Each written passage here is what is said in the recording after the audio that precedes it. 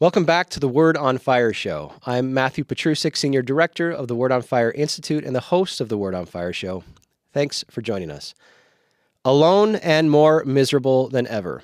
A recent article in the Atlantic magazine highlights the crisis of isolation befalling the United States.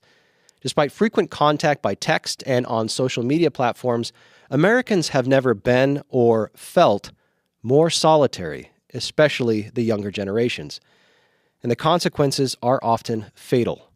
Loneliness is a major cause of the recent spikes in depression, anxiety, and suicide, which are at unprecedented levels.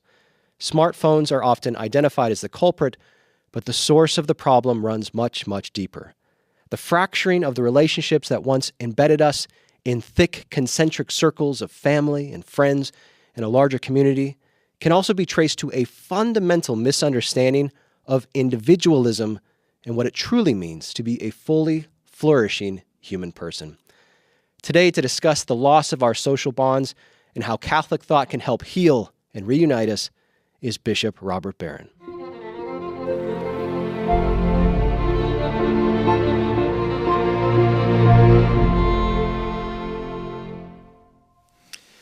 Well, Bishop, wonderful to have you in the studio again. Today we're going to be discussing healing antisocial America. But before we get in, what have you been up to recently? Oh, a few different things. I was overseas, and then I came back from that trip, and I stayed in Washington for a couple of days because the USCCB has meetings in March if you're a committee chair. And one thing I did there was we filmed the first of these roundtables on mental health. So we're having a whole initiative around this question of why are so many young people experiencing depression, anxiety, suicidal tendencies. So we recorded the first of these. I was on with two psychologists. And the idea is to bring pastoral voices, bishops, and the mental health professionals into conversation. Just did that. Then a couple of days ago, I was here in my diocese in a beautiful church and installed three young guys as lectors. So it's one of the offices as they make their way toward the priesthood. So that was a great joy. Well, your work in Washington, D.C. is certainly applicable to what we're talking about today. Yeah, quite right. There's a lot of our conversation is going to be based on an article that recently appeared in The Atlantic called Why Americans Suddenly Stopped Hanging Out by Derek Thompson. And in the article, he offers some very startling statistics about just how isolated we have become across all demographics. And we'll look at some of those stats in a moment. But the first question to ask, Bishop, I think, just to sort of establish the arena is, well, why should anyone care about individuals increasingly choosing to become solitary in the first place? Because presumably no one's forcing anyone into their bedrooms to scroll catatonically on their phone in the dark. So one sort of first critique may be, well, why don't we just let people do what they want to do? You do you, and I'll do me. Yeah, I'm not going to force anybody, but I can observe that something runs counter to human nature. So a basic instinct of Catholic social teaching is that we're social animals. That goes back to Aristotle, but was picked up certainly by the church and has strong biblical roots too. So that by our nature we seek companionship, we seek communion. And so if something is driving us into isolation, that's finally going to run up against the basic instincts of our nature, which in turn is going to give rise to all kinds of psychological suffering. So I would say we take Catholic social doctrine seriously, and that we're political animals. I go back to my years of studying Aristotle. The zoon politikon is one way Aristotle characterized the political animal. But the other one, he says zoon logikon. We say the rational animal, but logikon means, logos is tongue, an animal that speaks, right? So that speech, which takes place indeed in a political framework. Right. That's where we speak to each other in this persuasive way. It's very important to know that about our nature, that we're designed for communication. We're designed to reach out to others, right? So whatever is isolating us and limiting our capacity for that connection, that's ultimately dangerous to us. That's a fantastic bridge to my next question here. As you frequently noted in your work, autonomous choice is one of the fundamental characteristics of the contemporary modern conception of what it means to be an individual self. Yeah. And perhaps this is not the case anymore, but historically speaking, individualism has been lionized in American culture. We can think of quintessentially American thinkers like Ralph Waldo Emerson and Henry David Thoreau as both embodying and promoting the kind of radical individualism that says, well, I'm going to set myself apart both mentally and physically from the group. And we also tend to prioritize economic opportunity over being and staying with family. So how does this conception, this historic conception of individuality, especially in a U.S. context, compare with a Catholic conception of what it means to be an individual? Yeah, it's a rich and complex question. We could do a semester course just on that. You know, there's a play. I go back here to Paul Tillich, the theologian, who said one of the basic ontological polarities, that's the way he put it, is between individualization and participation. So there's a natural tension, if you want, between I'm me, my life, my choices, on my own, don't tell me what to do. Fine, that's legitimate. But that's in creative tension with participation, which means I belong to something bigger than myself. I belong to a family, to a community, to a society, to a religion. And on Tillich's reading, those two are in a creative and healthy tension, never resolved, this side of the eschaton. And I think that's a fair way to talk, too, in terms of Catholic social teaching. We're not talking about some communitarianism that just negates the individual. Well, no. I go right back. I preached on this not long ago, that wonderful passage from Ezekiel. So we're talking, 6th century BC. When Ezekiel says, if you sin, well, then you're responsible, not your children. If your father sinned, that's his responsibility. It doesn't come to you. And we might say, well, of course. But that was a major breakthrough in consciousness. It's Karl Jasper's axial period, right? Around the same time when the Greek philosophers, when Socrates and company are emerging. So there's this breakthrough in the Israelite prophetic consciousness that we're not just members of a community. We also stand on our own. So that's the tension you want to respect. Catholic social teaching certainly holds to the primacy and the dignity of the individual, and that we do have a distinctive profile. When I can say, no, that's my choice, and that's something I decided to do morally, and I bear responsibility for it. Great. But that individual is not the sort of modern individual, sheerly autonomous and self-reliant and all that. No, the individual now belongs in dialogue with something that he participates in. So I would see that's the healthy tension we want. So someone who may not know Catholic social thought well, especially the anthropological element that you're uncovering here, may read something, for example, by St. Thomas Aquinas. So he writes on kingship, it is natural for man more than for any other animal to be a social and political animal, to live in a group. So the contemporary ear may hear that and say, well, no, actually Catholic social thought is sort of pedestaling the communal good, or maybe even sort of in a communistic framework, the communal good is more important than the individual good. You're saying that's not an accurate portrayal? No, because the same Aquinas who said that would also clearly hold to the integrity of the individual in his or her moral choices, and would certainly follow Ezekiel's instinct from the biblical period. So no, it's the both and. Probably what's more needed today is the communitarian emphasis, because see, we're on the far side of that great split, by which the pre-modern was left behind and the modern was embraced. You could pursue it metaphysically if you want, where metaphysically speaking, things were seen as individuals without essential relationship. Prior to that, go back to Aquinas' participation metaphysics, and things are seen as always already connected to each other, So that makes a difference. But I think Aquinas is a bridge figure there. I mean, he would certainly affirm all that we want to affirm about the individual and his, communitarian aspiration. Another complexity that we see in Catholic thought in general with regards to the question of loneliness and what it means to be an individual is the fact that our tradition holds up some individuals who choose radical solitude as saints, so hermits, someone like St. Anthony the Great.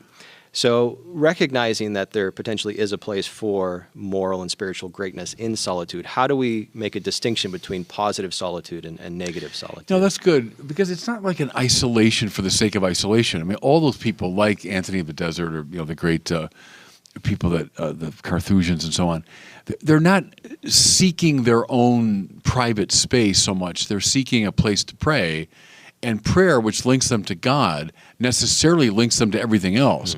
So coming out of that hermetical and monastic tradition is often a keen sense of social responsibility, and praying for the world. I think that the way of Anthony of the Desert, gives rise ultimately to monasticism as people came to join him in that life. And then through people like Athanasius, who wrote about him, and Augustine, who emulated him, the whole Western monastic tradition comes. From that comes, in many ways, Western civilization. So I would say what you see in Anthony is not a sort of, as you say, self-isolating, scrolling through your Facebook feed. It's a very fecund, it's a very fertile sort of isolation for the sake of the kingdom. Along those same lines, how do we give from a Catholic perspective an account of the good of silence itself? So we can think of some religious orders that impose silence. How do we reconcile that with Aquinas' conception that we are speaking creatures, drawn from Aristotle? Yeah, it's just the rhythm between them, And the thing is, within the mystical body, I think it's fine that some people are hyper dedicated to one of these great ideals. So I'm glad we have Trappists, and I'm glad we have very talkative people. I'm glad we have some who are relatively isolated, some who are radically communitarian. That's kind of the Chestertonian insight, too, that within the mystical body, there's room for all this. The trouble is trying to impose, let's say, one's particular spiritual inspiration on the entire church. I go back there to something Cardinal George said, which has always stayed in my mind. He said, just as I'm very glad there are celibates in the church, I'm also very glad not everyone's a celibate. And then he compared that to pacifists. He said, I'm glad there are pacifists in the church because they witness to the way we will all live in heaven. But I'm also glad, he said, that not everyone's a pacifist because you need some people in society not to be pacifists. So I think that's the rubric under which we should read all that. I'm glad there are Trappists. Also glad not everyone's a Trappist, There's the both and again. Seems to point to Catholicism's great power to reconcile what are only apparent contradictions in the body of Christ. Yeah, I mean, Chesterton was the great master of that, I think, of paradox. And he saw the beautiful tapestry, which is not just things in isolation next to each other, but a really integrated view. What's that lovely line he has about, because a saint fasted in the snows of the north, they throw flowers at his feast day in the south. Right. It's lovely. It's a lovely sense of the Catholic integration. What's within Catholic thought so important about physical contact, being in physical, we can even say incarnational community with each other? Well, that's the answer, but it's very important, isn't it? Because what these machines have done to us, and we're all addicted to them. They were designed to be addictive, right. and we're all addicted to them. And screens serve a purpose. Look, we're on a screen right now, so I get it. I mean, it can be used very well, but it does distance you. And we're embodied spirits. We're not just spirits. We're not just bodies. We're embodied spirits. And the body is the vehicle by which you come to know me and I come to know you. So right now you're hearing me speak and you're looking at me and you're watching gesture and so on. And we know this psychologically. People die from lack of physical contact. So I think that's a deeply Catholic sensibility. And the screen culture is dangerous from that standpoint. I quite agree with that. That's why we have to limit screen time. Don't eliminate it, but you have to limit it. And I think parents, you know that. But the whole society, I think we should be sensitive to how involving these things are in an addictive way. Right. What about the role of the family in the proper individual development? Should we understand the family as a kind of voluntary association that we choose, or something that's given to us, or I suppose both? Well, that's closer, isn't it? Yeah, it's given to us. And I like the fact the American thing is very much on my choice, and I will decide. I will enter into this. But there's always, inescapably, an always already quality to life. The fact that you and I are speaking English here, we didn't choose that. I chose to study English in the course of my life and chose to deepen my sense of it. But it was given to us. It's a world that we were born into. I think Catholic social teaching recognizes that. There are certain givens to life, one of which is our connection to each other. Willy-nilly, we're connected through God to each other. I belong to a church from the time I was a kid. I was baptized into it long before I was capable of anything like choice. Good. That's acknowledging these truths. I was a member of the mystical body long before I could choose anything, right? Just as I became an English speaker long before I could choose to speak English. I think there we go back to Tillich again. One of the other polarities he identifies, he calls it freedom and destiny. So freedom, we all get that. Destiny meant this givenness. You're given. When I taught that years ago, I used to use the example of my becoming a priest. I would say, now, did I become a priest freely? Well, yeah, I wouldn't hesitate for a moment to say that. If I tried to get out of my priestly vows, I'd have a very hard time because I know I freely entered into them. But by the same token, was it an utterly free, self-creating decision? Well, of course not. I was born into a Catholic family with pious parents, went to Catholic schools, exposed to certain influences, et cetera, et cetera. So you could say, oh, well, you were kind of destined. Yeah, I was in a way, and I entered it freely. And it's those two things play off each other all throughout life. As I'm sure you know, the French existentialist philosopher Jean-Paul Sartre famously said that hell is other people. Right. So why Sometimes is we all feel that way, I suppose, right. our Sartrean moments. Sympathetic to that position sometimes. But why fundamentally is he wrong? Yeah, I mean, it's a desperately sad thing to say. And again, I get it. I'll give Sartre credit for a certain amount of honesty in saying that, because there are times you feel that way. If I could just think of his autobiography is called Les Mots in French, words. He was a kid that obviously brilliant and loved words and loved the world opened up by books, and that's where I think he felt most at home. And other people, les autres, like that. No, I don't want that. No, we can't say that though, because we're destined. Aristotle was a much finer and deeper reader of human nature, and of course the Bible too. Understand that you can't isolate yourself. In fact, if heaven looks like love, right, then love is other people. I mean, heaven is other people. Right. It's the opposite of hell. And the deeper I come into contact with God, the more I'm connected to everything that God loves, right? Why do I love everybody? Well, I love God, and God seems to love those people, so I'm going to love them too. That's a deeply Catholic sensibility. So let's turn back to the article, Why Americans Stopped Hanging Out. The author, Derek Thompson, unsurprisingly traces much of the causes of antisocial behavior to technology, which you've already been touching on. But this stat also jumped out at me, and I like your impression of it. So according to Thompson, the average time Americans spend with their pets, has roughly doubled in the past 20 years. And this is a specific citation. He says, the average woman with a pet, so speaking specifically about women, spends more time actively engaged with her pets than with any other people on any given day. So it may sound absurd to ask you this, Bishop, but the data requires me to do it. Is regular contact with an animal an adequate substitute for contact with another human being? I would say no, and I say it as a dog lover. I had a dog as a kid. I love dogs and love pets. But right, if we're the logical animal, the animal that speaks, that's where we have our that's where the contact is made. I mean, you can speak to a dog, but it's rather limited. No, it's Thomas More's line from Man for All Seasons, to serve God wittily in the tangle of our minds. And when you engage with somebody else, there's a deep satisfaction that comes from that, and the connection of the heart. Cor ad cor loquitur, Newman's famous motto. But that's important, isn't it? That heart speaks to heart.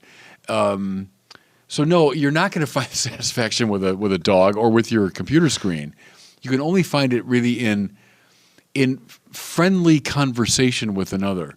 That's not just like an information gathering exercise. It's a soul enhancing exercise when you sit down and really engage somebody in conversation.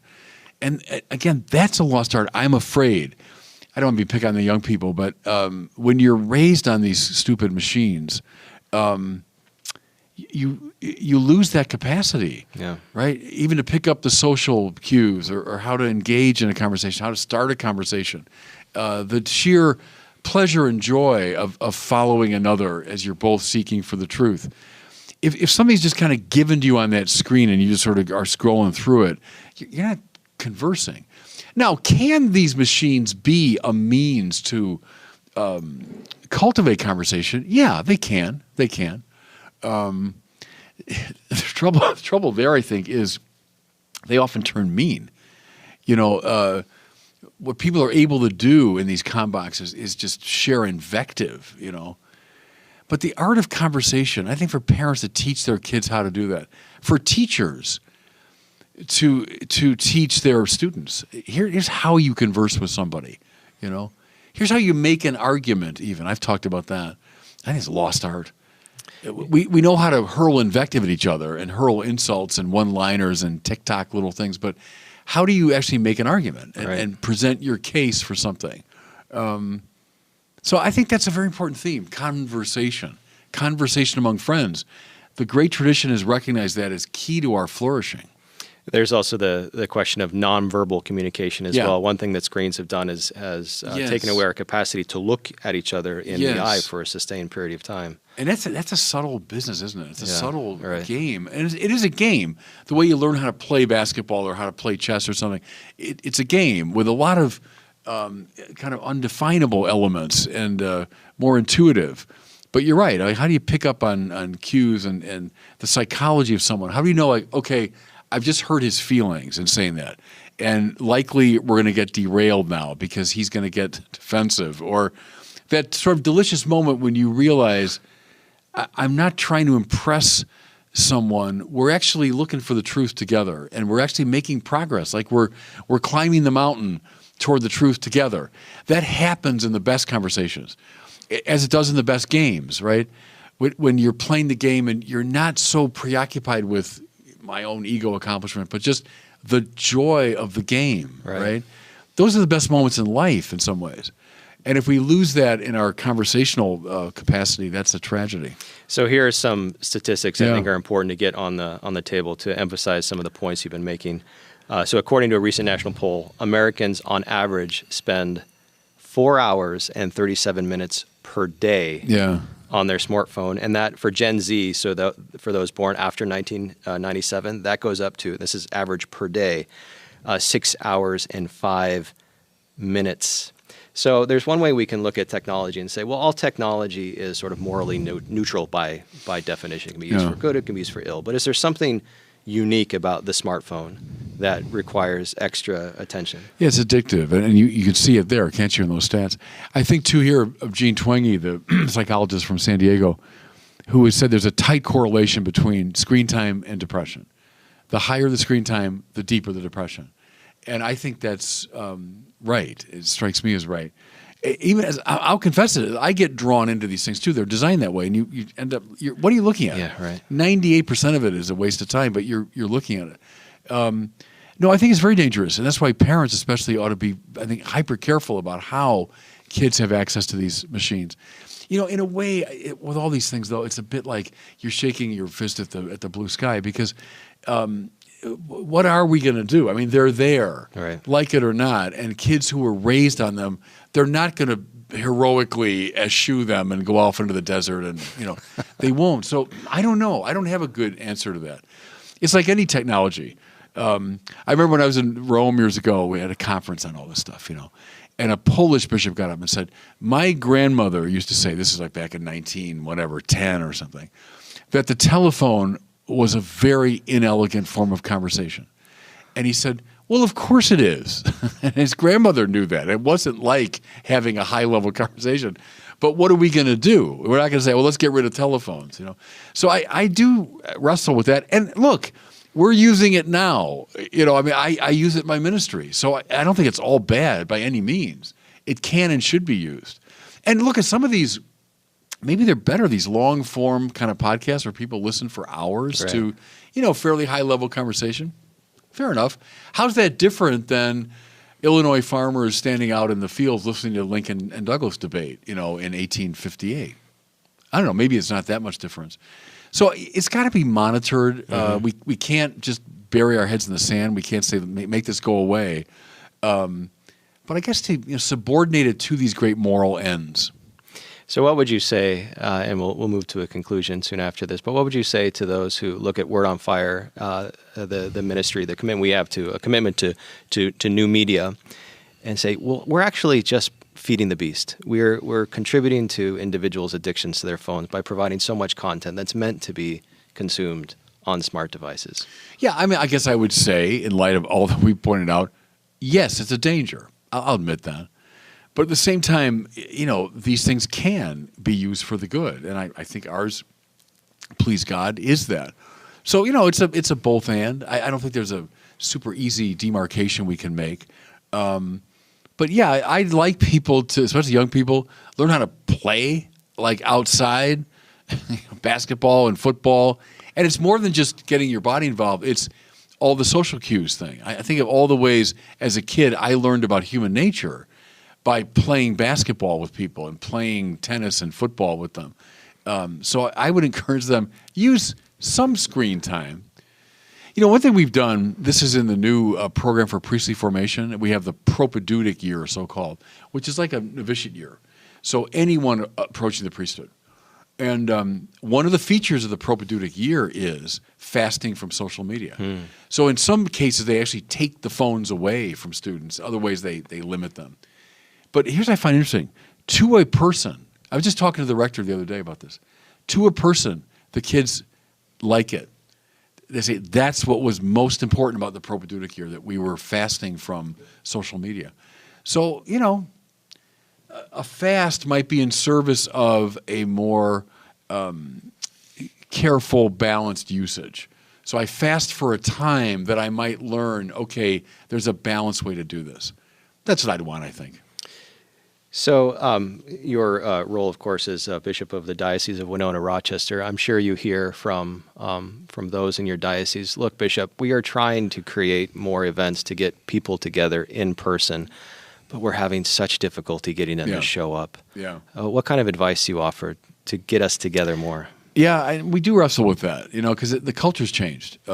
Years ago, people would come to the parish or come to church readily. They don't as much. And young people are drawn inward by their machines. I don't know. I think I always say truth, beauty in the Catholic tradition. The beauty of our faith, the beauty of our churches, the beauty of music and concerts and things that would draw people, the beauty of our great cathedrals. So I think that would draw people out of their isolation. Also, the service of the poor. Young people seem to respond well to that. Give them opportunities to serve the poor. But I know, I get it. I get the struggle there. Well, it's now time for our listener question, Bishop. Okay. We have a question from Owen, who's 10 years old. He's from Massachusetts, and he's asking a question about God, us having free will, God knowing that we free will, and what's the relationship between our free will and God's knowledge of it. Hello, Bishop Barron. My name is Owen from Massachusetts, and I'm 10 years old. My question today is, I know we have free will, but does God know what choices we will make? That's a good question, and that's a good voice, isn't it? He should be a preacher, Owen. Charming voice. It's a classic question. Here's a quick way to respond to it. What I'm knowing right now is not limiting anyone's freedom. So I'm taking reality right in front. My knowledge of what you're saying is not limiting your freedom. Well, that's the way God knows everything. God knows everything, not so much from the past looking to the future, but God knows everything in one great glance. So Aquinas talks about the eternal now. So that's the world that God lives in. And so he can know everything without thereby determining everything that he knows.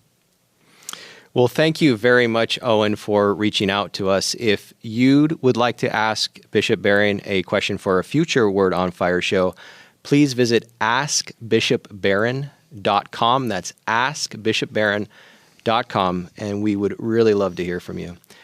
Well, Bishop, that's all the time we have for today. Thank you very much for our conversation. You're welcome. Look forward to seeing you again soon. A joy to be with you. Thanks, Matt. That does it for us today. Thanks for joining the Word on Fire show. If you're interested in learning more about how Word on Fire can help you grow closer to Christ, become a better evangelist with and for others, and work for the common good, consider joining the Word on Fire Institute. Check us out at institute.wordonfire.org. That's institute.wordonfire.org. We'll see you next time.